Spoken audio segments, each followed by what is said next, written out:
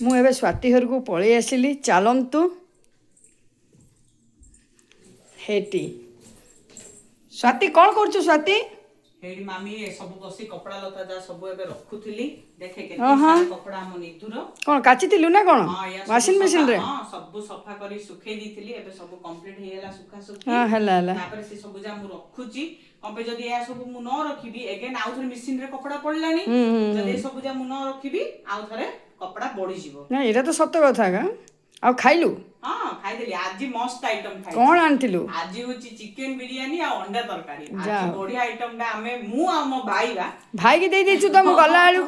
ମୁଁ ଗଲାବେଳକୁ ସେ କହୁଛି ମୋତେ ନାନୀ ଆଣିକି ଦେଇଦେଇଛି। ନାଇଁ ଆମେ ଦି ଜଣ ମସ୍ତ ଖାଇ ଦେଇଛୁ। କଣ ପାଇଁ କି ଆମକୁ ଟିକେ ଚିକେନ ବିରିୟାନୀ ଆକ୍ଚୁଆଲି କଣ ସାଙ୍ଗମାନେ ଜାଣିଛନ୍ତି ନା ମୋ ମାମିର ଦେହ ଟିକେ ଭଲ ନାହିଁ। ଆପଣ ଯେମିତି କହିଥିଲି ତା ପାଟିରେ ଟିକେ ହେଇଯାଇଛି ଦଗ୍ଧ ଟାଇପର, ସେଥିଲାଗି ସେ ଖାଇ ପାରୁନି। ନଥିଲେ ସିଏ ବି ଖାଇଥାନ୍ତା। ଆଉ ଆମର ସାନ ଭଉଣୀକୁ ସେମିତି ନନଭେଜ ଇଚ୍ଛା ନାହିଁ, ତ ସିଏ ଭେଜ। ଆଜି ଆମେ ଫୁଲକୋବି ତରକାରୀ ଥିଲା ଖାଇଲୁ। ଭାତ ଆଉ ବାଇଗଣ ଭଜା କରିଦେଲି। ଏଇ ଯେଉଁ ପିଠଉ ଭଜା, ଟାୱା ଭଜା।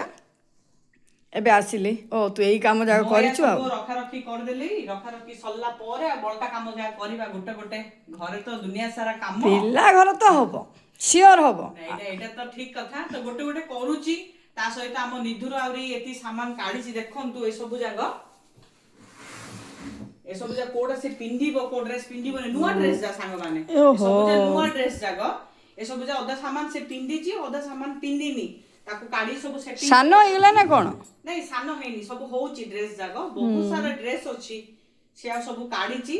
ଦେଖିବି ଯୋଉ ଯୋଉଟା ହଉଛି ତାଙ୍କର ସବୁ କାଢିକି ସବୁ ରଖିଦେବି। କଣ ପାଇଁ ୱିଣ୍ଟର ପଳା ଆସିଲା, ଶୀତ ଦିନ ତ ସେ ସବୁ ଯାକ କାଢିକି ସବୁ ରଖିଲେ ସେ ପିନ୍ଧା ପିନ୍ଧି କରିବ। ହେଇଗଲାଣି ତ ରାତି। ଯେତିକି ପାଲି ସେତିକି କରିବି, ତାପରେ ପଳେଇବି ରେଷ୍ଟ କରିବା ପାଇଁ। ଆମ ନିଧୁ ଖାଇବ। ହଉ ଚାଲନ୍ତୁ, ଗୁଡ ନାଇଟ୍। Good night. ଚାଲନ୍ତୁ।